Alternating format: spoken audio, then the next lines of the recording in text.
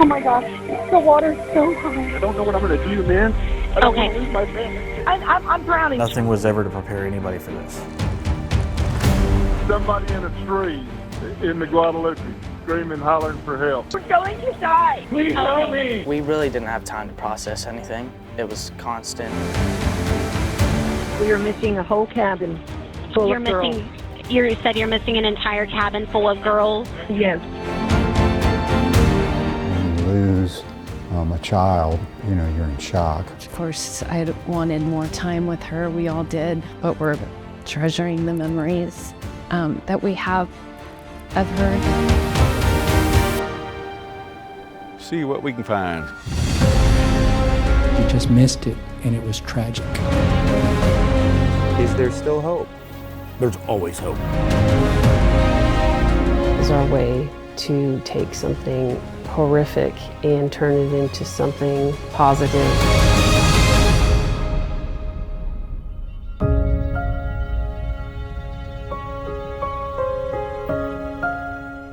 The old saying goes, time heals all wounds, but that's not really true. What time can give us is perspective. Now, 1 year after the devastating July 4th floods in the Texas Hill Country, we're looking back, not only at where recovery stands today and the lessons learned, but most importantly, remembering the people who lost their lives and the families forever changed. So we began with a remarkable story of two young 911 dispatchers. They answered hundreds of frantic calls for help, many from people literally clinging to life. As Jeremy Rogowski tells us, these first responders somehow managed to remain calm. On the Guadalupe River, all was quiet when they clocked in for their overnight shift at 5:30. Nothing was ever to prepare anybody for this. Riley Gordon and Samantha Dixon McCurry is just overwhelming. Had no idea what was coming in the hours of stormy darkness ahead. Drop of a hat, it went from nothing to something in a matter of seconds. Kirk County 911. Something unfathomable. What's the location of the emergency? And unforgettable. My house is flooding. I can't go anywhere. But I'm running out of space. I need help. We're going to die. A torrent of emergency calls poured in after 3 a.m. The 911 ringtone would not stop. And for the first hour until other dispatchers arrived, Riley and Samantha were alone.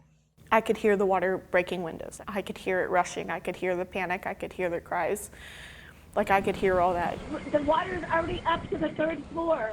I can't get out. Our RV is flooding. We're going to drown. It was so loud that you couldn't hear yourself think. Samantha, an out-of-towner who grew up in Pearland, had just finished her training 3 weeks earlier. You were thrown into the fire. Mm-hmm. Yeah, one of my supervisors said I was thrown straight into the deep end. Which call do you remember the most? The call that I remember the most that messed me up the most was a gentleman that was out in Hunt. I'm getting cold now. Okay, I understand that. Just keep fighting, okay? I think there's more water coming in through the window. It's getting up to my shoulders now. The water's to my shoulders, and I'm very cold. And that was the last thing that he said to me, and I didn't talk to him again. So it left me wondering for a long time if he lived or if he died, and I didn't know. Samantha would learn 2 months later that man did in fact survive. But for many others, they would never know. With so many calls in the queue during those chaotic early morning hours, they were not able to stay on the line for long. At some point, you had no other choice than to disconnect. We had to, reassure them, help is on the way. We're getting here as fast as we can. I have to disconnect to answer the next phone. That's just how we had to do it. It wasn't easy. It was not easy at all. All told, Kerrville dispatchers answered nearly 500 911 calls the morning of July 4th, more than 100 of those in the 4 a.m. hour alone. I have it tattooed on me. Samantha inked the numbers on her arm. It was my way of grieving. So I have a little reminder of it on me. A reminder to never forget. 1 year later, as the serenity of the Guadalupe slowly returns, their grief endures. I think that's the hardest part, is all the kids who passed during the event. it'll forever stick with you. It's hard to be able to not feel guilty because sometimes it feels like I didn't do enough. Even though I did my job, I did it to the best of my ability, it feels like it wasn't enough, especially with each person who lost their life. When the floodwaters started to recede, a massive search effort began for the missing. A year ago, Jacob Rascone spent time with the Ingram fire chief and her team. He recently went back to talk with her about what happened then and where her team is now. I was running around here, 6, 7, 8, wishing I could be on a fire truck. High schooler Colton Lynch can't remember a time he didn't dream of joining the Ingram Volunteer Fire Department. I usually rock with the chief. Yeah. I'm trying to learn the most I can. You trained. His mentor, Chief Diana Backus, also joined in high school more than 40 years ago. She can still remember performing rescues during the 1987 flood. Because when something happens in our community, this is where people come. And that's what we want to be for them. I want to know that they can rely on us no matter what the situation is. But Ingram Fire had never been tested like this. The deadliest disaster the region has ever seen. I saw RVs being slammed up against trees and literally exploding. I saw children floating in the water begging for help that we could not reach. And that takes it out of you. Are you okay? I can't say I'm okay, but I'm going to do my job. The Ingram Volunteer Fire Department hosted thousands of volunteers from around the world who recovered many of the victims, including from Camp Mystic. Blackhawks landed down there on the back property, and I went down there and unloaded the girls and brought them up here. We really didn't have time to process anything. It was constant, 24/7, move, move, move. Yeah, no, that's still hard for me. Scout, come. Lauren Sauls, a former Navy sailor and nurse, was one of those volunteer searchers who became an official member of Ingram Fire. Does anybody go out there and search still? I do. You do. Scout does. Scout does. Everybody comes home. Everybody. Lauren and Scout, the department's first ever cadaver dog, have never stopped searching for the 2 flood victims still missing in the Guadalupe. This fire department, what do they mean to the community? Everything. I still bump into people at the market who are like, oh, Ingram Fire, you guys are angels, you guys, you know? There's a difference between, hey man, I love you, I'll see you later, than turning around and going, hey man, guess what? I love you, and I mean it. It's a family. A lot of people call places fire stations. This is not a fire station, this is a firehouse, because we're family. And when you walk in the store and you're in any kind of need, you're our family too. The family that never stops growing. When I saw everything that was happening, I said, you know what, that might be something good to volunteer for. Or serving. Come on, bub. Good boy. Yes, good boy. No matter what. To a person in this fire department, we may bend, but we're never going to break. It's not going to happen. The volunteers at Ingram Fire Department are not the only ones still searching for the 2 people who have not yet been found. When we come back, we'll introduce you to 2 men who spend their time on the Guadalupe River looking for Jeff Ramsey and 8-year-old Seal Stewart. But first, letters of love from a daughter to her mother days before her death. I know she was thinking about me and that she wanted to say, I love you, Mommy.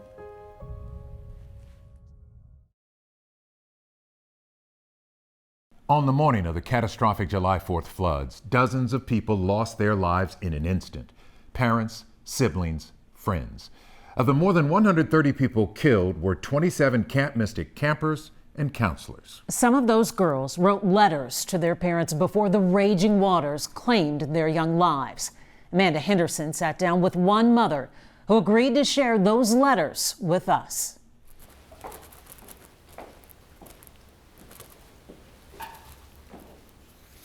Mommy, from Blakely. Dear Mom, how are you? I'm good. Camp is amazing. Today I will do tennis. Tomorrow I will do horseback ride. I'm excited about land sports. Every year, kids write letters from camp to home. Blakely McCrory writing these two to her mom, including this one that the 8-year-old used pink ink for. And it holds a special meaning. Looking at the timestamp of this letter, July 2nd, that was her last communication to me. Why did you decide, I'm going to open these, I want to read these, I want to know what's inside? So it was important for me to know what my daughter's last words to me were, but I know she was thinking about me and as she wanted to say, I love you, Mommy. I love you. I'm so fortunate to have so many memories of her, photos, videos. And in each one, you can't miss Blakely's sometimes toothless smile. She loved to sing. She loved to act, especially the challenging characters. She was so sweet, but also sassy. Lindsay's only child was one of the 27 girls who died when floodwaters ripped through Camp Mystic last July 4th. Of course, I wanted more time with her. We all did. But we're treasuring the memories that we have of her. That includes the memories Blakely's friends have. They've given Lindsay this book of handwritten letters and a Mother's Day collage. They were so scared in those final moments. So when I see these pictures, I just try to remember that she was just so happy that she did have a full life, that we made sure she got to experience everything that she could possible. And that's what I try to see in those smiles. Which is why Lindsay says she treasures reading Blakely's letters over and over, especially the personal request in her daughter's second letter. P.S. Please don't give my Barbie dream house. What was it about the Barbie dream house that she had to cross everything out and say, Mom, do not give this away?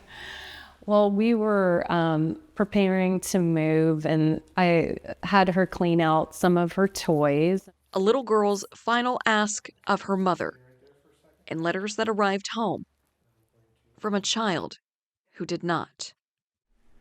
You can certainly understand how finding closure is difficult for families. Absolutely.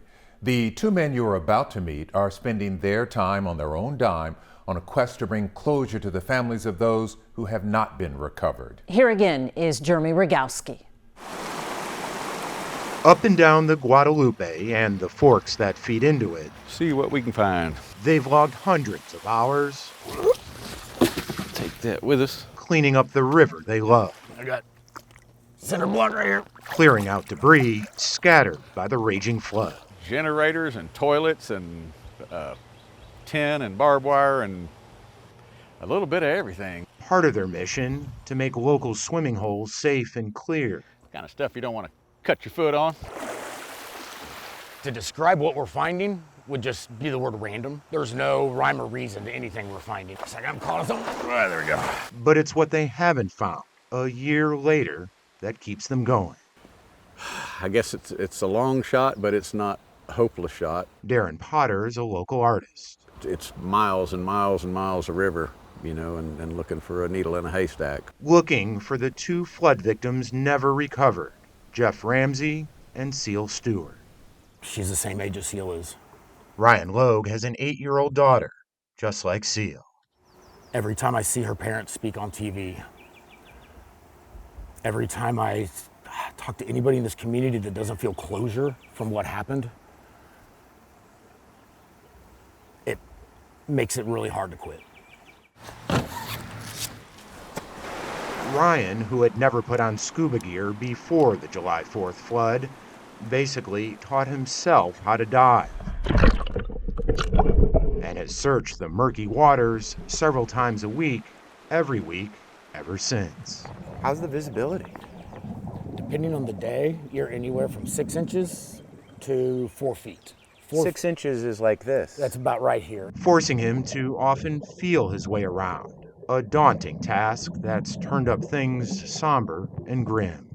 Kids' socks, their shoes, their personal effects that you can't forget. What else have you found? So you will find, we have found a lot of bones out here. Bones, both animal and human, likely from Native American tribes hundreds of years ago, but Ryan says they still bag and tag those for DNA testing. So far, though, no match to the missing. It's just I feel like I failed them. I feel like I failed Steele's family. I feel like I failed the Ramseys. I mean, I'm one of the last people standing out here, and we haven't found them. But despite the odds, painfully bleak a year later, their search goes on. And if you ask them why, It just feels like it's something important to do. the answer's clear. So if it was my child, I would want somebody out looking for them. Is there still hope? There's always hope. But I do pray that the families are able to find a way to be at peace. When we come back, how some families who lost their daughters during the flooding are finding peace and helping others. This is our way to take something horrific and turn it into something positive. And the push by families and lawmakers to make the Guadalupe River safer in the future.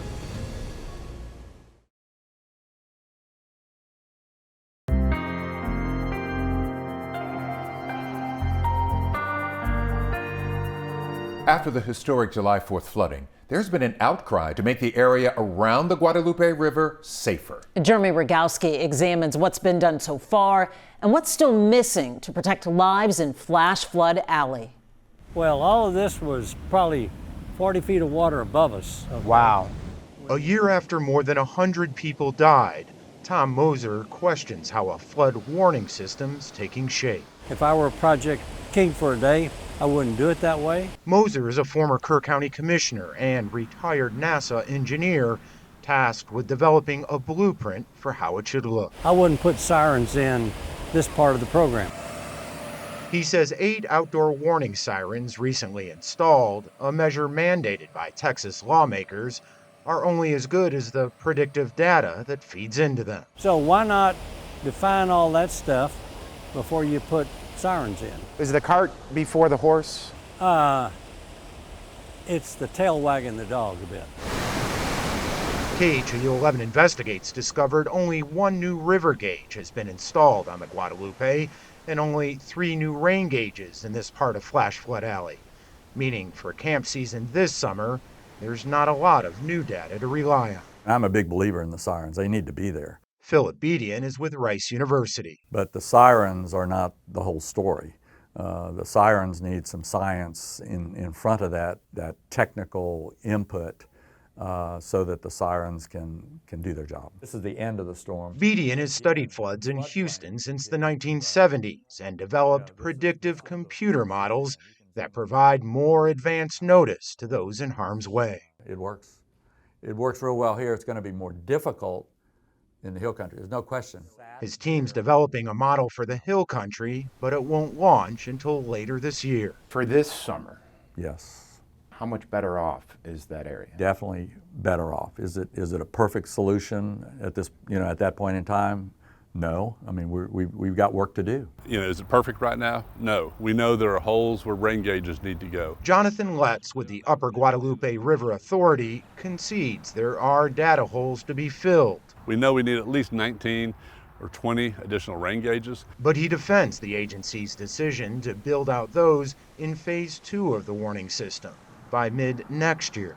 Did you put the cart before the horse for this summer? No. Tell me why. Well, the sirens are operational right now, And are they the way it's going to be and the build out of the entire system? No, it's not completely done. But the sirens can be implemented and used right now. Another key piece to the flood warning system is connectivity. The state awarded a $14 million grant to improve the wireless and fiber network here in Flash Flood Alley. 10 towers will be upgraded or built new, but as of the end of June, officials say only half are done. This is the River Hub. In the meantime, the River Authority has launched River Hub, a color-coded threat level dashboard that consolidates all the current data available into one place. All of this data feeding in together will give the public and the emergency management the tools they need to make much quicker decisions that we've ever had in the past. The lessons learned from the past, Mother Nature's fury, and man-made mistakes are what could shape this community's future and define it. The legacy of the floods is emerging in many ways. Still ahead, how families who lost loved ones are honoring their daughters. Each of the families who lost their daughters at Camp Mystic have started foundations in their honor, supporting causes important to the girls. Amanda Henderson shares with us this legacy of love. When we get together, we love trading bracelets. It's why you see so many displayed inside the Dillons' home, each one for the 27 girls who died at Camp Mystic, including Brant and Lisa's daughter, Lucy. Each one of these hearts is the girl's favorite color. And then this is Lucy's bracelet in her favorite colors. You'll see a similar shade of blue on a patch next to Lucy's framed basketball jersey. The LD7, and they put the Heavens 27 patch on the softball jerseys this year. A tribute the girl with the toothless grin and signature glasses isn't here to see. When you lose a child, of course, initially you're in shock. That shock has sat with the couple since Lucy's death. It's like a roller coaster, It's a roller coaster we're on. That ride has led them to advocate for camp safety with the Texas legislature and search for a way to honor their oldest. We began to worry about, oh my God, is Lucy going to be forgotten? What can we do to make sure that her memory remains? Their answer is the Bright Like Lucy Foundation. Fair to say she'd be pretty proud. I think so. Like Brant said, we don't want Lucy to be forgotten, and this is our way to take something horrific and turn it into something positive. Which is sponsoring STEAM events, scholarships, and more. We partnered with Live Like MV, which is Mary Barrett Stevens Foundation, and for International Corgi Day, which was early June, we matched donations and helped fundraise for the North Texas Corgi. How do you balance it all? How do you make sure you have the time for all of this? We don't have a choice. It's not that we chose this path, but we have to do it for Lucy and for all the other girls. To carry forward a legacy for the daughters they want everyone to remember. We know talking about lost loved ones and going through a traumatic event is difficult. We want to thank everyone who did. We're grateful for your trust. And thank you for joining us for Hill Country Floods 1 year later.